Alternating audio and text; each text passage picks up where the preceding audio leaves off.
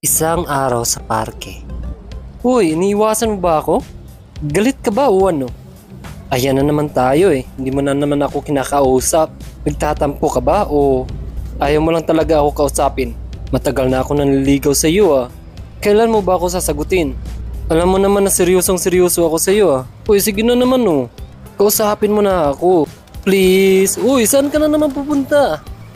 Napakahinang nilalang.